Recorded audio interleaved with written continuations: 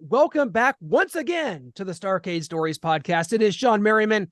We met you at the Super Bowl at Radio Row. We became fast friends, and you've been a frequent guest since then. How's everything in your world, man? We'll get to the Chargers-Dolphins game in a minute. I know you were there, but aside from that, how are things? Things are great, man. Just cranking away, busy as always. And honestly, man, I wouldn't have it no other way. So things are good. Absolutely. And like Clint said, get to the Chargers-Dolphins game. And I mean, I thought maybe when Tyreek Hill was traded away that you guys wouldn't have to deal with him. And here he is with the Dolphins, 11 catches, 215 yards, 2 touchdowns. Of course, that one at the end, a beautiful throw by Tua. What do you make of this? Tyreek Hill, the cheetah, getting you guys again. Yeah, I mean, to be honest, it's one of those games where you know that you're not going to stop them completely, right? They got Waddle, Tyreek, Tua, so you know they're going to score some points. Some of these games you're going to have to win as a shootout, but you shouldn't lose when your offense is putting up 34 points, in my opinion, right? If you win the game 34-31, 34-28, those shootout games, it's like, okay, you know what? We gave up more points than we wanted to, but we won the game. You shouldn't lose a game where your offense is scoring 34 points, in my opinion. Shawne, I have not been to a game yet at SoFi Stadium. I have been to a concert there, and I will never forget paying $42 for 2 beers. That still stings me to this day. People from the Midwest, hey, we go to a Chiefs game, it might be $12, but not $21. Just talk about the atmosphere, the overall support that the Chargers get there at SoFi, because, the Rams are there. It's just kind of been a different deal. You played in San Diego. The team's moved. A lot of different moving parts here. So talk about what a game day experience is like there. Yeah, man, it's awesome. And, to be honest, their fan base has grown over the last couple of years, and mainly in part because of the stars that they have, right? You got Justin Herbert there, Keenan Allen, Mike Williams, Eckler, Khalil Mack, Joey Bosa. So you have Derwin. I mean, you have bona fide superstars and names there, so it's easy to grow your fan base. Now, you got to win football games now to keep that fan base, because if you're trying to grow it and you're converting these guys over from San Diego, to have them on board and really supporting you, you got to win those football games. Did you get to kind of mingle in the crowd with any of those AI robot Chargers fans that we saw there? Or were you one of those? Was that you? It was you not actually that's what I look like when the fans were cheering, right? I turned into a robot by not looking over to my left and right and putting headphones on. That was pretty crazy to see, man, to be honest. And I know that we're going towards AI world and tech and all these things. And I looked over and I saw it and I'm like, holy hell, this is crazy. I didn't know what it was. And then, after the game, they came out to what it was. And I thought it was pretty cool. So yeah, I'm like somebody that's very slow when these things pop up. I'm like, well, that's not real. That's not possible. So I'm like, what exactly is this? Or are we talking about like computer generated images that are just only seen on camera? But these were actually like physically in the stadium, in seats, and that's how it was. My mind is struggling with that. Yeah, look, you think that's crazy. Give it 5 years, man. I mean, that's true. like we're just touching on the tip of the iceberg with all this stuff, man. And it's cool. I'm a big tech guy. I love innovation and I love forward thinking. But if people think that's crazy, watch what happens in the next 3 to 5 years. It's going to get very, very crazy. Well, just kind of last thing on that Chargers game, Austin Eckler kind of hurts his ankle there. What's that kind of look like moving forward in that defense? You got a lot of high-priced guys on that defense, Bosa, Mack, J.C. Jackson, yet they're allowing all those points to the Dolphins. We know how explosive they are, but still, with all that money on the defensive side, the Chargers should be able to slow them down a little more. Yeah, no doubt about that. And as far as Austin, look, I ain't never played an NFL game without having a swollen ankle. I mean, it's one of those things from the first snap of the regular season, something's hurting. It's an ankle, a wrist, a shoulder, a back, a hamstring, a knee. You're going to be like that for 17 weeks plus. And so that's just the nature of the beast. Now, as far as on the defense side of the ball, we all know that they can make plays, right? They got Derwin and Khalil and J.C. Jackson and Kenneth Murray and Kendricks. Guys, look, they can play football. All these guys are bona fide superstars. They need to be in better position to make plays. And whether that's going and simplifying the defense enough, bringing it back a little bit basic, because let those guys go out and make one-on-one plays, right, with their athleticism and their, expertise and what they do best. you can't go and play fast football when you're trying to figure it out. And I was fortunate because I got a chance to play for Wade Phillips. Wade Phillips was like, hey, look, this is what we're playing. We might have one check, a strong or weak side. Other than that, you're pinning your ears back and you're going. And you can't play fast if you're out there thinking the whole time. And that's what I, kind of, attribute that loss to, those guys being out of position. They didn't look ready to go, trying to figure it out on the snap of the ball. And so when I see that, I don't think that, hey, these guys suck, right? We all know what Joey Bosa and Khalil Mack can do. We know what these guys, they're superstars. But when I look at it is, okay, get my superstars in position to make plays. And that's on coaching. Well, let's take a look at the AFC from a Chargers perspective. Through week one, man, what a week one it was. Chiefs lose to the Detroit Lions in week one in a situation where the receiving core had a little trouble holding on to the old football there, Shawne. So our defending Super Bowl champions here in Kansas City start at 0-1. The Cincinnati Bengals, the same fate befalls them, and they are unable to get anything together against the Cleveland Browns. And then the Buffalo Bills, Aaron Rodgers pops the Achilles a couple plays into the season. And the Bills, Josh Allen is struggling all over the place, throws 3 interceptions. When you look at the AFC through week one, is it drunk? What's going to happen here? And is this the year the Chargers can possibly overtake the Chiefs? Yeah, definitely a drunk start. No doubt about that. And, when you're talking about the AFC with the, kind of the Raiders leading in the AFC West right now. Yeah, that's weird already. That's messing me up. Yeah. And then look, we know that all this is going to change by game 6 or 7, right? I mean, it just will. It's a part of football. And even with the Chargers in general, if they won 34-0, I'm not screaming Super Bowl, right? I'm not screaming these guys going to go undefeated. It's the best Charger team we ever seen. This one game. And you got, a lot more games left to play. That AFC division now just looks weird in general, right? Burrow with the big contract, not playing well. Aaron Rodgers going down. We got to see now what Zach Wilson can do for that team. And you just look across the board, man.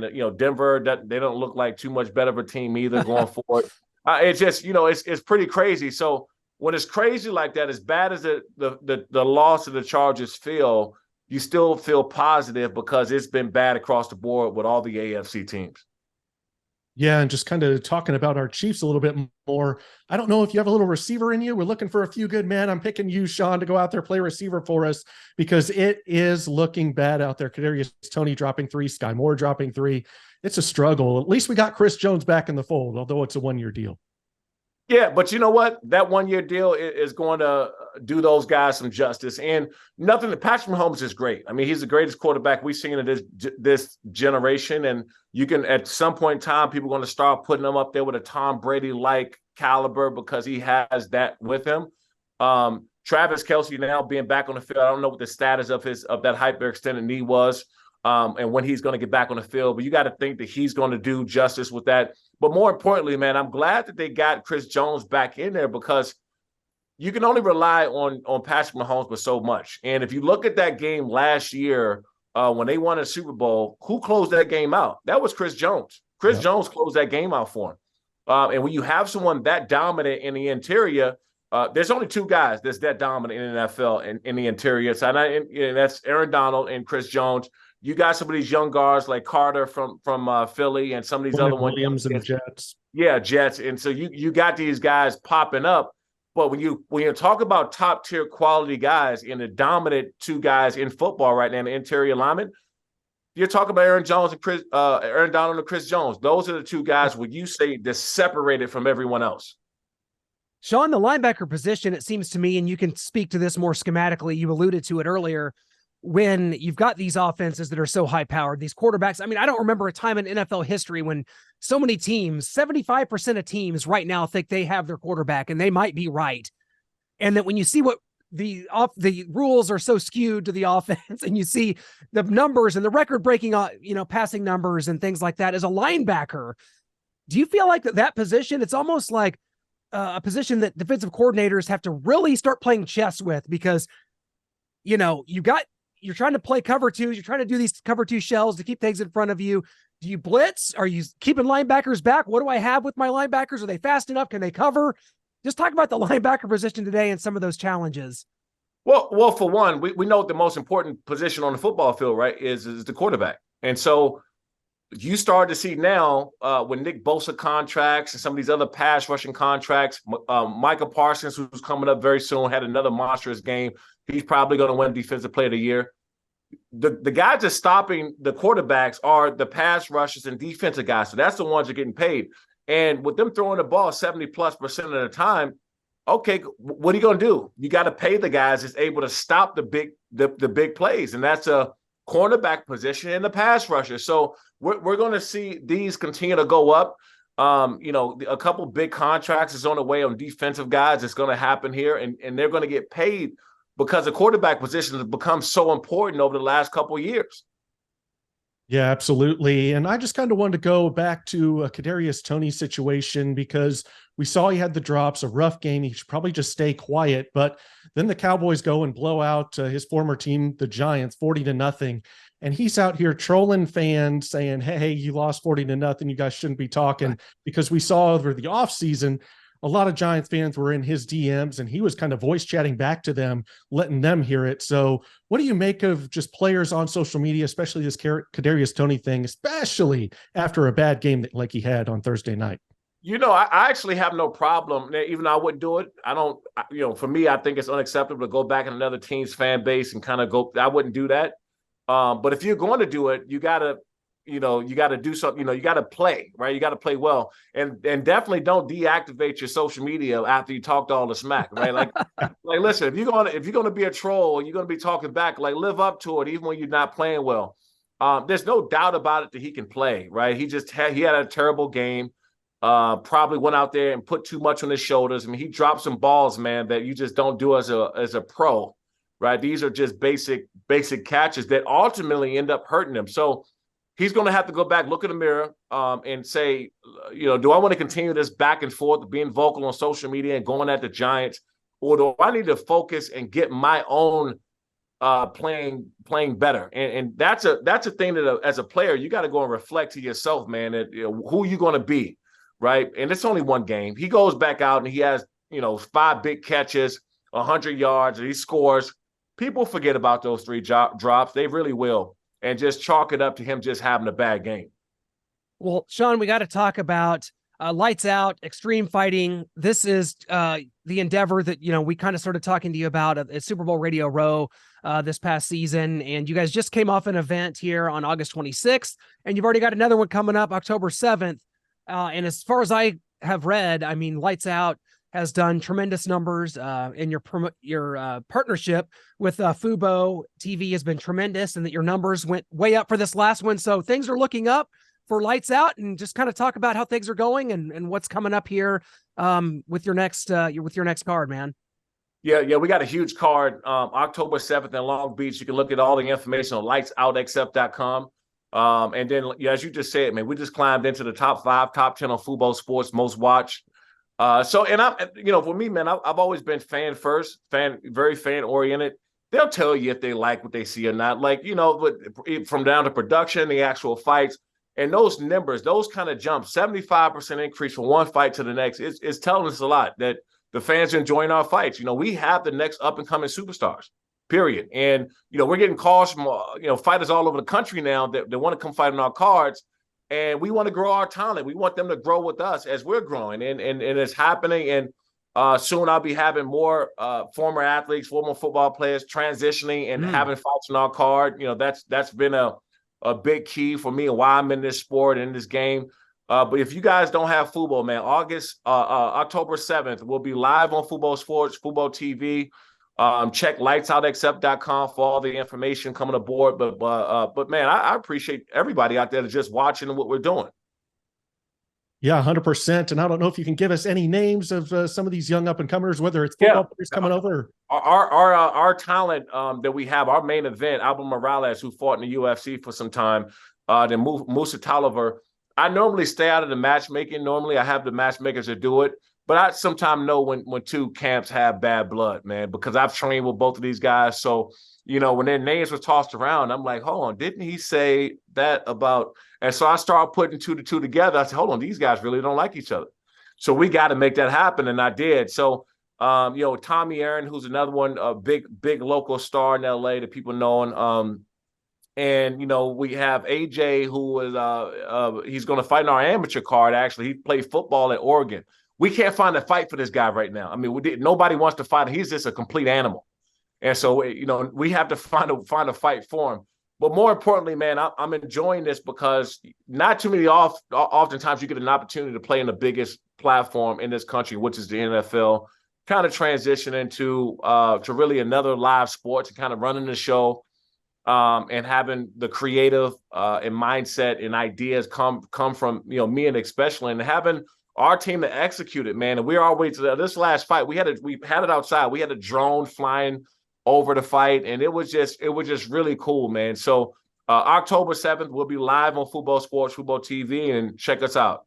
It's at Thunder Studios there in Long Beach, the Southern California area, man. That is Fight Central. It's like you could create a federation like you've done almost just from Southern California, the talent, the fighters. But Shawne, from a business standpoint, now you got to help me here, because the WWE's merger with the UFC to create this TKO Group Holdings, from someone that just like business stuff just goes over my head, Shawne, which is unfortunate because, Noah and I here, we're kind of in charge of our own business. So we're getting by, this is a big deal, a big merger.